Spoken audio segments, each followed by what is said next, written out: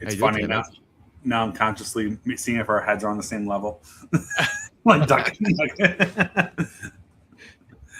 It makes a big difference for like just. It does. I know. I agree. It's just it's one of those things you don't think about until you think about it, and then you think about it. Yep. All right, man. Well, we're live here, so welcome back to Chicago Landlord Secrets.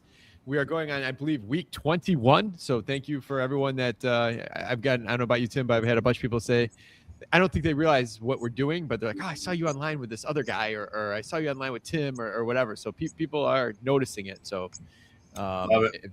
If anyone out there's watching, you found value, you could always refer the recorded version, which you can find on Facebook, LinkedIn, or on YouTube. So, Tim, what's happening, man? Nothing much. We had the I don't know if you watched any of it. We had the Obama Center finally open. I don't know how much you deal with this because you're not on the South Side as much as me, but I think for 6 years, every time I got questioned on if from investors on if buying in the South Side or buying near South Shore was a good investment, and for about 4 years, it was like, well, before COVID on to like 2023, it was like, well, they're building the library and the values are going to go up. And then it just turned into, I used to tell people that, but I don't know if it's ever going to get built. And we're finally here. It's open. Well, I did hear something about the overruns and all that stuff, but man, I can't imagine how putting, I forgot what the dollar amount, 100 million or something like that into a project. Well, first, I can't believe how something like that costs $100 million or whatever the dollar amount was. But secondly, I don't know. People are going to go to that, and I don't know what that's going to do. You know, I don't think you'll get the you won't see the results right away, but over time, things will pop up around it, and different services that will support it. So, what's your opinion on it?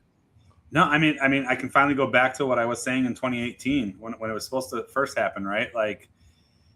In 2018, people were buying these South Shore properties for pennies on the dollar because they were so what I'm looking for, run down, and fixing them up with the prospect of not only this, but at one point before he crashed his car a second time, Tiger Woods was supposed to redo the golf course over there. Like there was supposed to be a lot, but this is going to be something that people are flying in from around the world to see. And I think that anytime you have that, you're going to have opportunity for businesses to grow. You know, like I can't see a world in 5 years that's not surrounded by coffee shops and restaurants and just places for people to go and things to do, which obviously is going to increase. Which, depending on what side, we can talk about that a little bit. It's going to increase rents and increase values of properties over there, and that could either be a good thing or a bad thing depending on where you sit.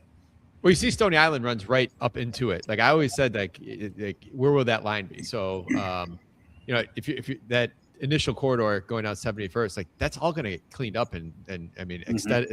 Here's the thing: if the city doesn't like how a building looks and they're trying to make it look good, they throw the building department on you and you get violations. So they'll force people to clean stuff up or force them to spend so much money they have to sell, or they don't have the money and they'll sell. So that will be a thing if that isn't already, right? But how far south down Stony Island will that, I don't know if the right word, gentrification, transformation of the neighborhood, whatever you want to say, is going to happen? I think it depends. There's a chance that it can go pretty far. But there's one more thing that has to happen that is supposed to happen, and whether it does is a good question. If the red line extends the way that Brandon Johnson wants to extend it into Roseland, you're going to see a far deeper expansion. Like I think right now as it stands, maybe the 84th, 85th, we might see that increase. But I think it can get into the hundreds if that red line expands. And if the red line actually makes it to Roseland and into those other areas where it now becomes a commutable area and somewhere that someone can get downtown easily and live, I think that you can start to see those prospects happen if that ever gets built. You are a lot more optimistic than me. I was thinking 75th would be generous here in the next 5 years, like really cleaned up and call it 4 to 6 blocks east or west of Stony. So I think the bigger challenge is going to be getting beyond 4 blocks west of Stony for sure. I think once you get there, it drops the area drops tremendously, and it becomes a lot more gang active, a lot more a lot more issues, and just the the living isn't as good, for lack of a better way to put it. But I think that you gotta also understand, right? What did Hyde Park do to like Hyde Park and Bronzeville changed South Shore before all this? If you go back 15 or 20 years, South Shore was renting for $700, $800 for a one bed. And then when Hyde Park became $3,000 for a one bed, the people that couldn't afford that went to South Shore. And then South Shore became $1,400 or $1,500 for these 1-2 beds. This is going to do that. I think it's going to create an immediate area where you get some Bronzeville prices in the next 10 years.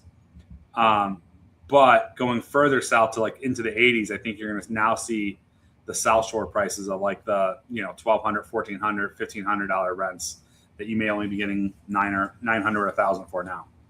Well, I thought just because if you go south down Stony, obviously between 61st and 67th, you have, what we call East Woodlawn now, and that into going as far west as Cottage Grove. I think that naturally will clean up. I don't think West Woodlawn. I mean, don't get me wrong; they're building brand new construction on Evans in the first couple blocks going east of Cottage over there right now. But this is not going to be like as you get further west into Vernon, Eberhart, Old Block. Like those things aren't going to change. So I do feel your. Have you walked down Old Block? I have, but you're going to make a point. What is it? Dude, it's not new construction, but it's all rehabs going up. And if you look on the data right now, they're selling 3 flats for $800,000. We're at like over off of Marquette over there, off of Marquette. Yeah. So it's Eberhard and Marquette right there, yeah. So 67th is Marquette.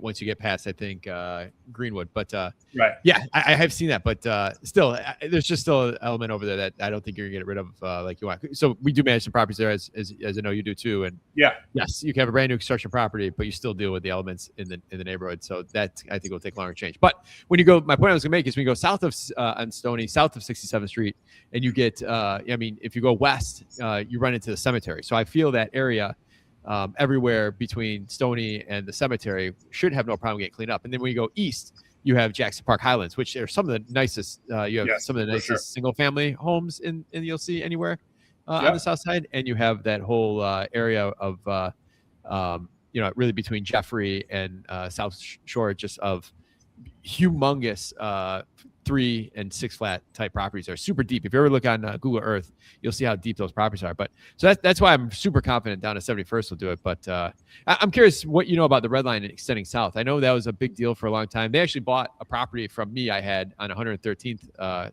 Court for this, but I haven't heard anything about it since. I was just hoping this wasn't going to turn into a California hyperspeed rail.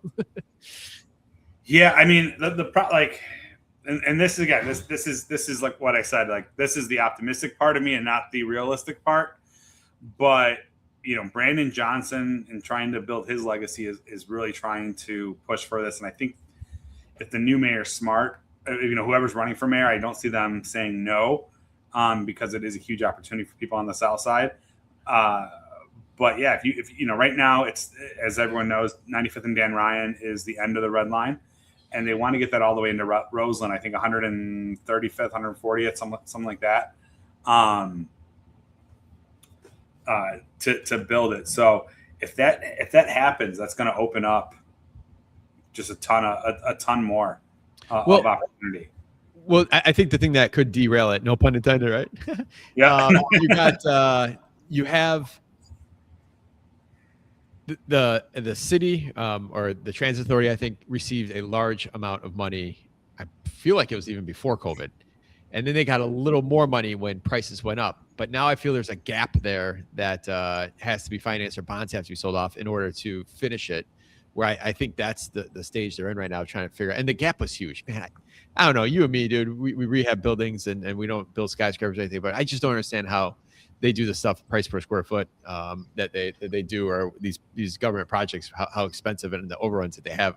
It's just crazy. Yeah, I'm looking at. I'm to better make my point. I'm looking at Google Maps. This is really off topic, but I just love how like Google Maps names certain neighborhoods. I have never heard of this before, but did you know there's a neighborhood, or it's not a real neighborhood, but whatever, that Google Maps is calling the Bush. Oh yeah. I think that could become something that could become popular. Just off, let's go hang out at the Bush. Yeah, the Bush is that's where the rapper got killed in the fire back in Okay. I don't know. So it's 83rd and South Shore. Yep. I know. I've never realized that was called over there. But yeah, I mean, you got the beach. Like, I'm just looking. You got Rainbow Park and the beach over there. I think it can push that way. Now, again, to your point though, man, when you start getting there, I don't even think Stoney is going to be the cutoff when you're talking about going west. I think it's going to be even a tighter thing because obviously Stony Island is a diagonal street, but I think you might look at Yates or even Exchange as you can go further east as you go more south, as where it stops being clean. But I can see some of that stuff starting to clean up. Now, I do think that my expectation is different than what you're talking about. I don't think it's going to be as nice as right around the Obama Center. Like, I think that's going to be like tourist area and really like Chicago trying to show that off. I'm just talking about it's going to be a neighborhood possibly in 10 years that people are going to want to live in versus forced to live in because they can't afford to move. Man, I actually bought a bunch of properties in the Bush, and Jared actually owned stuff over there as well too. All because I thought the whole that whole property is going to get developed over there, the whole steelworks site. So I bought properties. Was that during casino talks or what talk was that under? That was when McCaffrey Interests had the property under contract. So this would have been 2013. But we had a bunch of properties over there, and they're all crappy properties from the standpoint of like they're all frame built in 1880, and they're all like blue collar worker bedrooms are all 7 by 8, and fortunately the last one we had burned down a handful of years ago. No one's hurt. It's half empty or whatever, and we got rid of it. But yeah, that's a rough little pocket down there. But that's the other thing I want to tie to this conversation of like when that gets developed now with their what do you call it, the tech center. There's a word for it. That is that's a huge connection. So you take Obama and you take that area there being redeveloped, and then there's so much opportunity then kind of in between. Yep. No, I agree. I've always liked that area. I pulled up the map too while we're talking about here, like 83rd and Phillip, over between 83rd and 86th, kind of between Chicago Avenue goes on a diagonal there, and like all the way over to like maybe you get to Yates or maybe about Essex, I guess. So I've always liked that little pocket over there. You go a little further east, you get a bunch of gang issues, but Eccleston Stadium, like all that stuff, really out there. It's such a weird. I just had a conversation today with someone that I was walking their building with them, and it's like, yeah, you can run in the south side specifically, but even the north side to an extent, but not as bad. Like knowing the little areas, like you were very specific there, saying 83rd to 86th, and I don't have the map up anymore, so I'm not going to give exact details, but like it could literally be the point that like 82nd sucks, and I would not buy a property there, but 83rd has potential. And Chicago's so unique in that sense. Like you could walk 3 blocks and be in the house is $300,000 versus 500. It's crazy. Well, you know what? My is the first area that I was telling you about there. Just as you go south on Stony from the new library, between there and the cemetery there. That's where my grandma and grandpa lived, like when they were starting their family in an apartment there. And my grandpa worked at Pullman, like so. And the funny thing is, my grandma. It was when we started buying properties on there. My grandma was like, "Yeah, we live right above a drugstore." I'm like, "Well, we got to build on the next block. There's plenty of drugstores over there." Yeah, the South Side. I don't know. There's just something that resonates with me down there. I do love that area. It's cool. I mean, there's a lot of history. If you're a history buff, man, like the South Side is just crazy. Just walking around, especially like in high school, I got super into Capone and all that stuff. And like just walking around there and looking at those things are crazy. Yeah, we bid on that house. It's like 7131 South Prairie. He's got a 2-flat over there. That I tried working that out of short sale for like 2 years. Like I was trying to buy it for like 70, 80,000. And then ended up coming REO. Ryan Smith listed it probably only about 10 years ago or 8 years ago now. And ended up selling for like 225, all because it was Capone's. So tons of that. One of my clients was looking over in Melrose Park. They had a 16-unit building. What the basement used to be their like clubhouse, where they had the bar and everything. And the craziest crap is it had like the areas where they would like imprison people. Like if you got caught by them or whatever, and they're putting their enemy in a jail cell and trying to get info out of them, probably torturing them. And they also had a ton of tunnels, so that when the cops came, they could get from there's an entire tunnel system that is Capone ran in Chicagoland, or it's all knocked down now. You can't walk through any of it, but like they built tunnels and it's just crazy. That's awesome. That's awesome. We manage a couple properties over in what's that? What do you call it? Heart of Chicago, like that little Italy, like 26th and Yep. Western. So we manage some properties over there. I think I might have told you this, where the garages have basements. Yeah, that's great. That's awesome. We have a concrete floor, and they have basements underneath them that it's still fairly old school Italian neighborhood over there. But it's kind of the craziest thing that I've seen over there around that. It's sad that they're just on the Italian food side change or the sadness of it. I think we're down to 2 of the restaurants being left. I know. I lived on 23rd and Western or right around there for about 3 years before I bought this house. So, man, it went from that, especially that Italian fest that they used to have every summer. And I don't even know if they do it now because there's not any restaurants, but it used to be the 6 or 7 restaurants all get together and have that fest. And yeah, it was good eating. And it's, like I said, I think it's down to 1 or 2 now, which is sad. But beyond food, the other side of the Obama thing I wanted to touch base on, though, is I don't know if you've been seeing all the pushback, like because of the rent increases that we're expecting and stuff like that. You're seeing the community over there really start to push back, and a lot of tenant right groups and things like that pushing for more protection. So, with the state of what we're in and what we've been dealing with, I think that we're going to see even more of that. As people try to protect their properties and what they can afford. They have the Preservation Act over there, similar to what we have up in Logan Square. I believe there's one in Woodlawn, and I believe there's one in South Shore, right? I believe it's like it's not the whole thing because they share zip codes, so it's like a specific zip code I think that has it. So it's part and part, but yeah, that's where it started originally. Yeah, it may Lightfoot put out the Woodland Housing Preservation Ordinance that is similar to having to give kind of first right of refusal. But and then you had the other one that went off too over there in Jackson Highland. So I know, and I'll say this as I said it when we talked about Logan Square when this started and we were talking about it, right? The only problem with that is tenants are generally tenants for a reason, and they're probably not going to be able to afford the housing. So it doesn't really do much for them, but it gets the votes, it gets the people riled up and on your side, I guess, if you're a politician, but it's not a real answer. I think the only way to really solve housing besides building housing, which would obviously solve a lot more, is there has to be some kind of way to lock in taxes. If I'm 80 and I've lived in the South Shore for 75 years and own the home, and my tax has been $800 a year for the last 20 years. And all of a sudden, because Obama built next door, now they want $3,000 a year. Like that's what happens, and why like areas like Pilsen and stuff like that have been integrated and changed over. And people lose housing. It's taxes. It's not the developers. It's not making the neighborhood nicer. It's property taxes. Yeah, it's very true.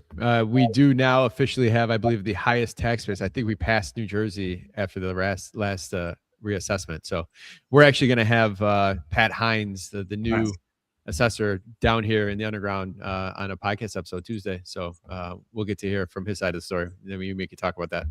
Very cool. Very cool. What else you got going on? It's Juneteenth and Father's Day weekend. What else is in your world? None. I mean, we were working on, we had a crazy scenario today that a guy moved into a house, been empty for a little bit, and then all of a sudden the septic tank wasn't cleaned out recent enough, even though the owner told us it was. And the well pump broke, and all before they're going to be using this house as a location for their wedding tomorrow. So it's like, oh my gosh, like you could not have had it made sense though now, because like last night, like they started at like 5 o'clock, just like blowing up. We had like a legal letter in our inbox before 6 a.m. this morning, But I start talking, man. I totally understand. I'm like, hey, listen, you don't have to do all these legal things. Like, we're gonna fix this as fast as possible. But you have these. This kind of goes to say with tenants, it was really easy to label this tenant as being over the top, crazy, ridiculous. When it's like, all right, now that I understand the entire story, which required a phone call and hearing what they have going on, their level of emotions now makes sense. Yeah. And that's usually how it is. Very rarely do you get a guy that's crazy. Now, when I jumped on the phone call thinking it was going to be, I thought, wow, this guy just wants out of his lease. And if this is what we need to do, then I'll find a shortcut. But ultimately, it was like, we want this place. But man, my kid's getting, my daughter's 4 months pregnant. They're getting married tomorrow. Like all this crazy stuff. It's like, oh, that makes sense. That's that level of intensity. So did you say they just moved in? They moved in. It's been a few weeks. So, but either so they. I mean, that's it. That's. Can you imagine how stressful that is? Like to say, hey, we need to get married. What's our venue? We don't know. Let's go find an apartment to move into, and we'll do it there. Like. Yeah, well, it's a nice single family home on about half acre. So, and it's not a huge wedding. I was told it's probably about 20 people. But either way, like I told this guy, I said, listen, man, we're gonna do everything we want because I do not want to be in your memories of this wedding for your entire family of being the company that had crap sitting in the yard. Like, so I said, don't worry, man. Like, I have all the motivation in the world to make this right. You don't have to send any more legal letters. I got you. Yeah, and my wedding, I went through probably some of the weirdest, stressful. Like the leading up to my wedding was probably the most weirdest things happening that I've ever heard story wise. I could not imagine not having a venue picked out, 60 days before. That's crazy. But we did have, and I don't know, I think the septic tank might beat this, but we did have our bus catch on fire. So for your wedding? Yeah, like the bus picking up all of our guests from the hotel. No way. As it pulls into the hotel, one of my buddies comes in. He goes, "I think the bus is on fire." I'm like, dude, it's a diesel bus. It blows black smoke. He's like, no. There's flames on it. It's on fire. Wow. So, but that sounds, septic tank would be a little more on the actual wedding site. Seems stressful. Yeah, no, for sure. What else? Anything new on the laws or anything like that came out in this last week? No, I mean, luckily everyone's sort of, they all went home. So on the statewide, everyone's asleep. The city has a lot of proposals, but nothing has hit, which I guess is why I think the Obama Center is an interesting look to see if that sparks more people afraid of being displaced and wanting more rights and sort of giving people push back for why there should be, if you're going to raise our rent, you have to pay us 6 months of rent or whatever. So that's scary that all that's happening at once. But it's been pretty quiet with the summer break, I think. So I think we got a little while before we'll hear anything. There's gonna be a lot of ideas over the next few months, but nothing like happening. Yeah. We have to stay on top of that. So last week, you and me, we talked about storms because last Thursday we had these crazy storms. Wednesday, Thursday, the storms coming through. You and me talked on Friday. And then, man, ever since then, my feed has been filled with like Illinois is the new tornado alley, like how the tornado alley has shifted. And I'm curious to know if you're thinking, is there anything more we should be doing or you should be doing as a landlord or a property manager? I know for us, we encourage all our clients to double check their insurance policies. I called my insurance guy and said, hey, man, is this making a difference now that we're in Tornado Alley? And he said, well, just as long as you're covered for the full amount if you had to rebuild. Because, tornado comes and wipes out partial. Now you have to rebuild it with new codes and all that stuff. So he said, make sure you have a law and ordinance and also you have enough to rebuild if you had to rebuild it. So so let's split this conversation in two ways. One, let's talk insurance, and then we'll talk in terms of things I would do around the house. But insurance wise, right? I think a lot of people don't realize that water damage in your insurance policy, they have specific words and specific policies that cover different things. So flooding is a non-covered peril on most homeowners insurance.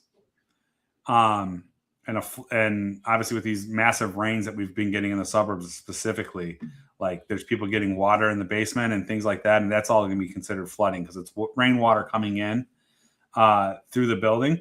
So definitely be checking your policy to see if you have that. And if you want to add it. The other one in the city is water and sewer backup is not covered under normal policies. I'd say for 90% of the big companies, it's an added policy, or what's that called? You have to pay like $5 extra to get it, right? It's not going to be included automatically. And the way that the city works, for those that don't know, an endorsement. Endorsement. There you go. That's the word. You can tell I used to sell it, right? I know all the words. The city is built originally. The reason why we have unfinished basements, and especially the south side of Chicago, where everything's older, the city is built to take on water in our sewer system. And if it gets overfilled, it's built to throw that water into our basements. Obviously, it doesn't happen as much, and the system's much better been fixed and stuff like that. But those openings and those pipes are still all there, or sewers, I should say, are still all there. So that's another one that I would look at and talk to your insurance and see if it's worth adding. Because if we get massive rains and the sewers back up and go into your house, and all of a sudden your garden unit is no longer habitable, that's going to be a lot of money. And if your insurance doesn't cover it, that's, it's really bad. Yeah.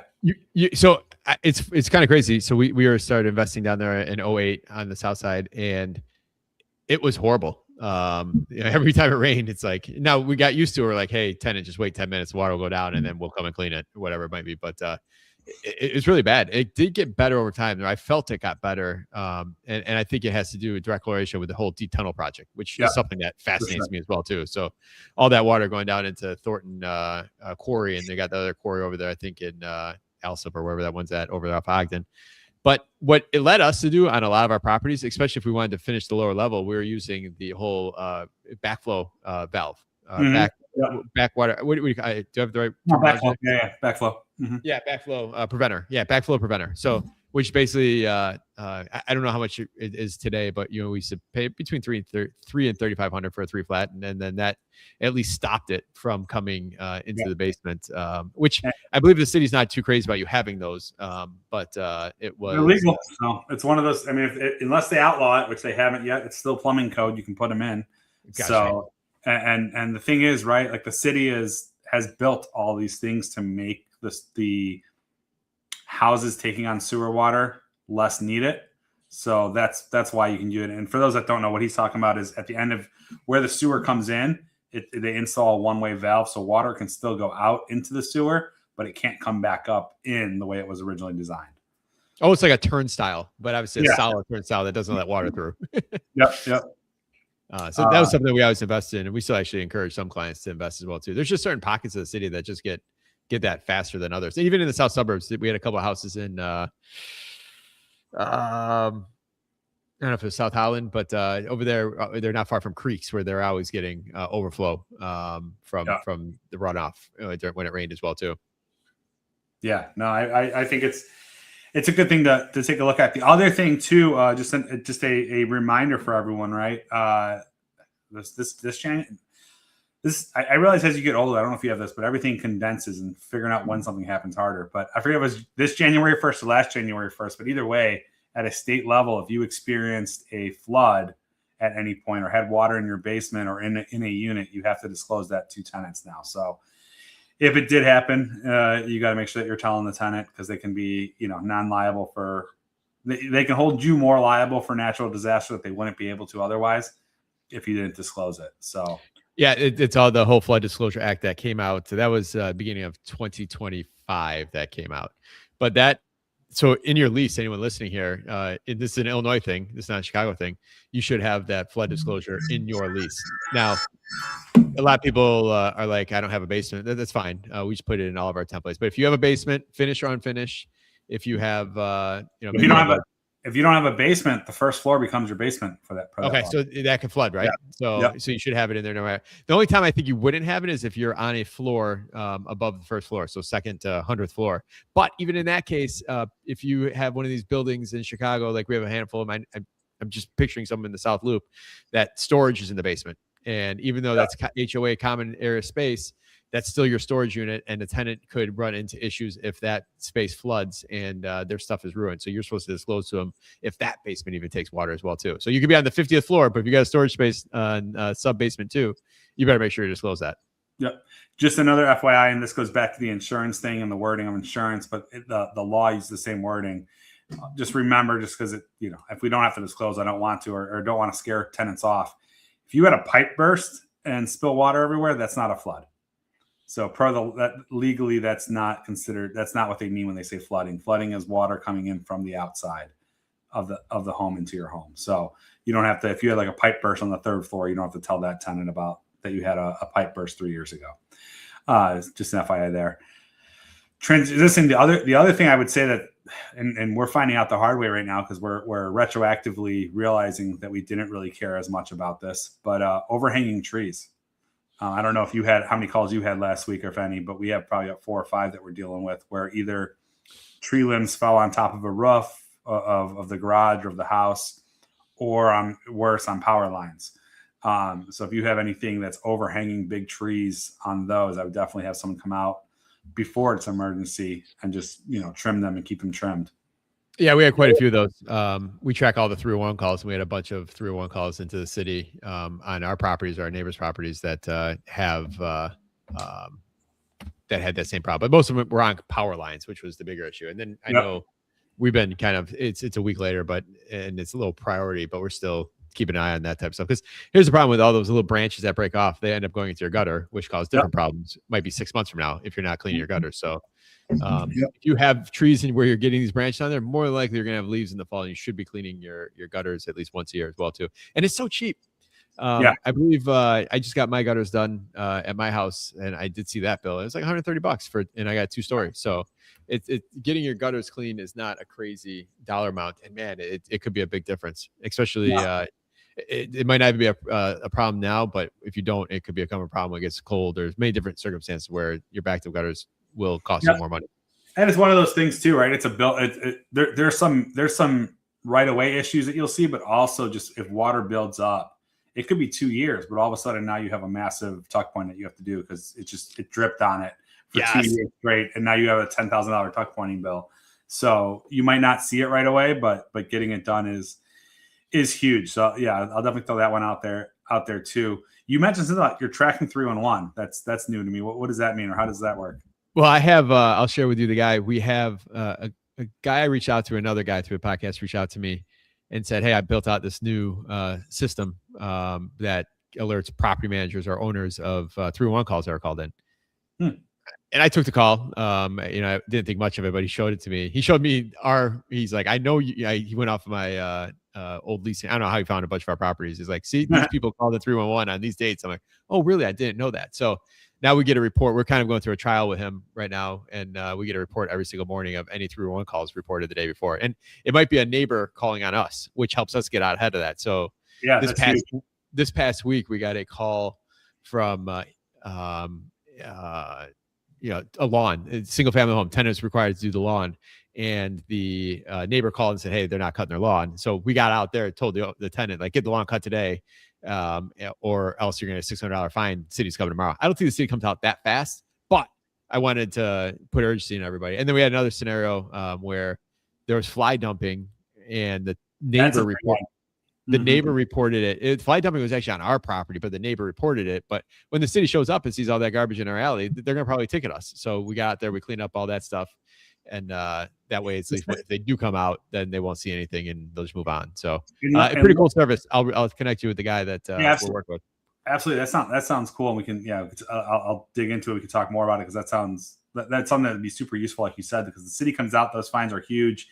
And they don't care whose fault it is, right? Like, unless you pre-warn them that, hey, we're trying to take care of this or whatever, or this is the neighbor's yard, they don't. Like, I had a building where the building next door, which it was a big, eventually the city finally raided the building next door and took care of it, where it wasn't a problem anymore. But they were literally throwing garbage into our yard, as well as everywhere else. But the city was writing us tickets, like, it's them, and you're still writing us tickets. And then my favorite, of course, was I got one ticket from one of my clients for a garbage truck being in the alley too long. So, we're thinking, or it just said truck in alley too long, like parked or whatever. And we pull up the photos, and it's literally a Chicago garbage, like the garbage truck. And we're like, we don't control this. Like, what?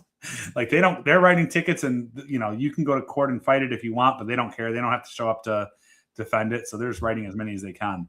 That's actually their own time. We had an event here yesterday at GC, and the attorney, who all he does is Zach Limbaugh, all he does is focus on city violations for the most part of his practice. But he said this: he's like, building department, totally reasonable. You could, if something goes wrong, they'll work with you. Streets and sands, they're out to get you, and they will pay their budget based on it. So don't mess around with streets and sands, and you'll probably never win. So. Oh, that's huge. So no, I like that. So you got that going, the 3-in-1 thing, which I'm definitely gonna dive into. The other thing that we're starting here, we finally got everything signed up, and we're starting to send out literature on it. That's pretty cool as a property management company. Is we're going to start being able to. I think we talked about a little bit after broker owner, but we signed up for Rise, meaning that our clients are going to be able to take out loans on their rent. So if you have a project that you need to do, and you have a vacant building and you rent out the first one but need money for the second one, our clients are going to be able to take out the first up to a year worth of rent as a loan, and obviously pay interest back on that. And so you're getting a little bit less rent, but you're getting it all up front. So it can be huge for some of these owners that are trying to do major projects or need to get debt out somewhere else and don't necessarily need the rent every month for a certain unit.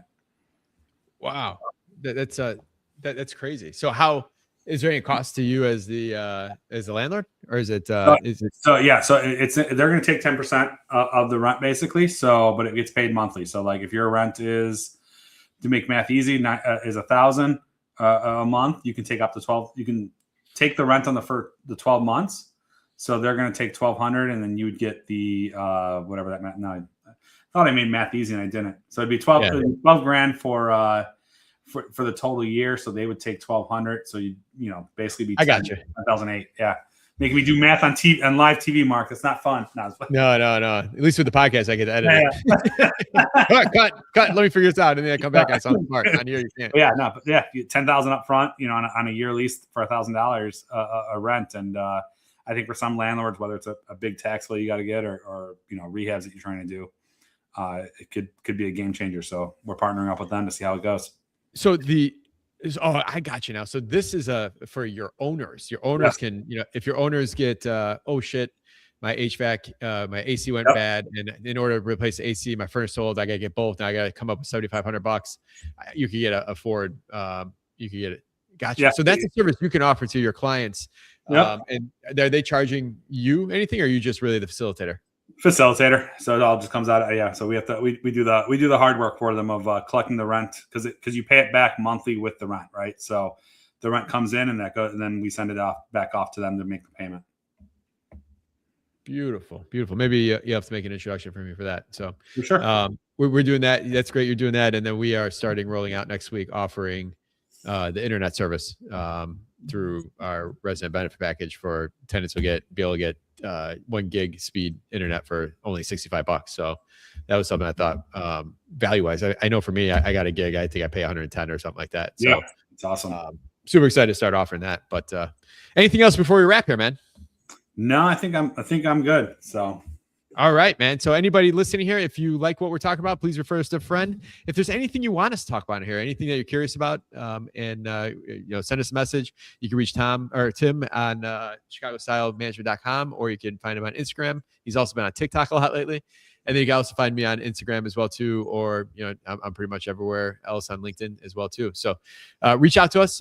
We'd love to hear from you. If you want to catch the replay or forward the replay, you can find it on Facebook, LinkedIn, and YouTube. And we will see you next week. Hey, everyone.